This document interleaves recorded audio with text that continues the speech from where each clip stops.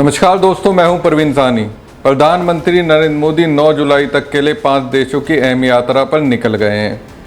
उनकी ये यात्रा इनमें से कुछ देशों के लिए कई दशकों में अपनी तरह की पहली यात्रा है।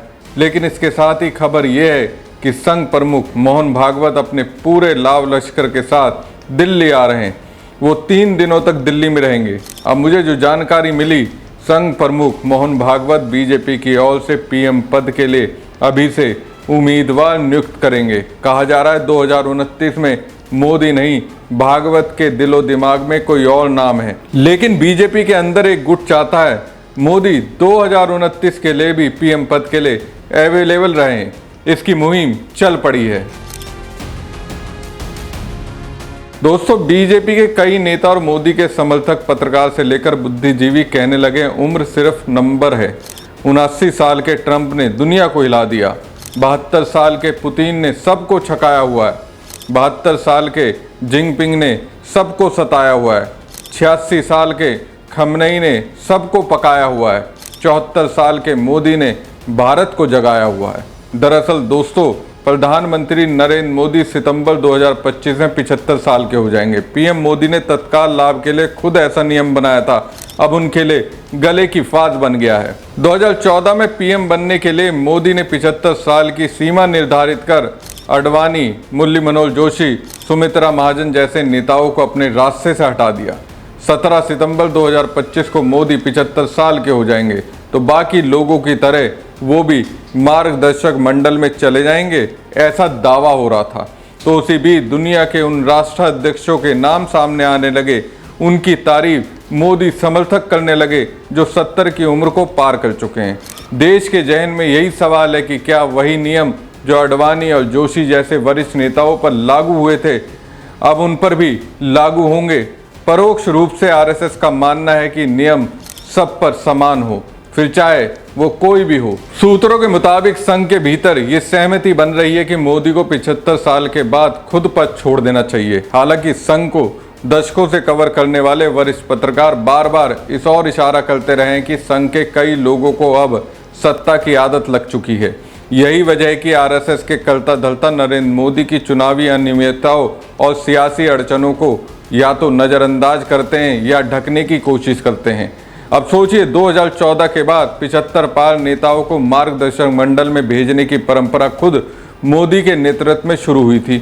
उसी आधार पर आडवाणी, जोशी, सुमित्रा महाजन, यशवंत सिन्हा को किनारे कर दिया गया। राजनाथ सिंह जी भी लाइन में हैं। संघ से आती रिपोर्ट्स इशारा करती हैं कि रक्षा मंत्री राजनाथ सिंह को भी मार्गदर्शन मंडल में भेजने की तैयारी हो रही है। हालांकि वो तैयार नहीं है और संघ के लोग उन्हें मनाने की कोशिश में लगे हैं। राजनाथ सिंह के आवास पर कुछ दिनों पहले जो बैठक हुई उसमें गृह मंत्री अमित शाह और संघ के एक वरिष्ठ पदाधिकारी के बीच तीखी बहस हो गई थी। बात इतनी बड़ी कि बीच बचाव ना होता तो टकराव और गहरा सकता था। तो अब असली प्रश्न यही है, मोदी अपने ही बनाए 75 साल रिटायरमेंट फॉर्मूले का पालन करेंगे या खुद को अपवाद बनाएंगे?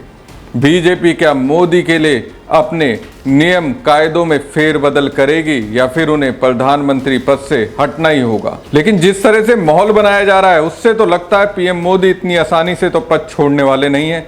लेकिन आरएसएस ने अपने दिमाग में एक बात तो पाल रखी है, 2029 के लिए बीजेपी के अंदर पीएम फेस तो किसी भी कीमत पर तैयार किया जाना चाहिए।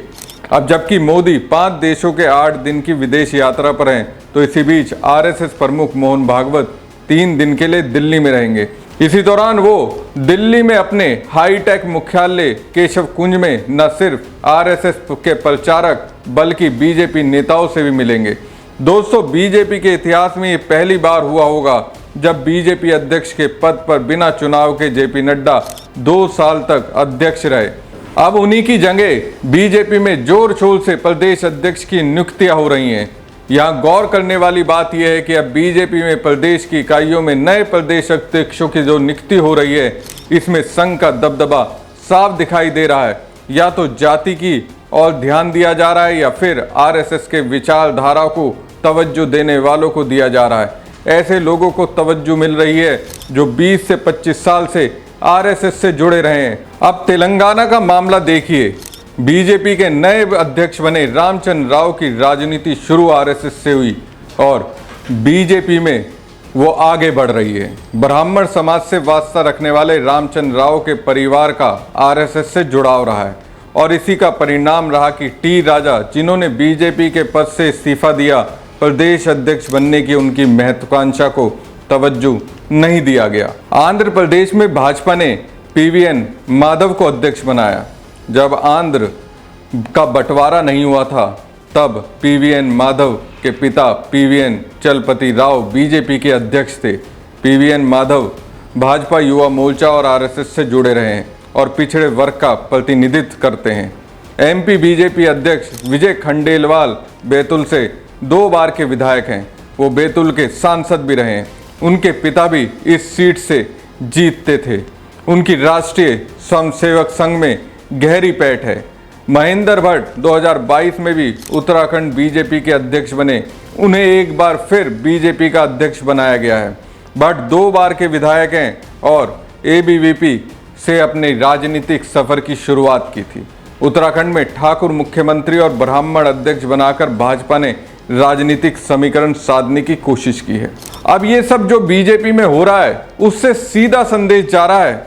जब प्रदेश अध्यक्ष संघ से जुड़े लोग हैं, किसी दूसरे पार्टी से आने वाले लोगों को तहरीर नहीं दी जा रही है। इससे ऐसा लग रहा है आरएसएस संकेत दे रहा है कि जो भी बीजेपी का राष्ट्रीय अध्यक्ष चुना जाएगा वो संघ की सहमति से ही चुना जाएगा।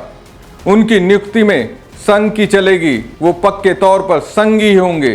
बीजेपी में बाहर से आए हुए किसी नेता को मौका नहीं मिलेगा, या फिर संघ को अगर ये लगेगा कि उसकी निष्ठा उसमें नहीं है, मोदी और अमित शाह में निष्ठा ज़्यादा है, उसका पत्ता कटेगा। ऐसे कुछ दावे किए जा रहे हैं। तो आप सबके जहन में ये सवाल जरूर आया होगा कि ऐसे समय में तो मोदी को भारत में ही रहना चाहिए था, विदेश दौरे पर नहीं जाना चाहिए था।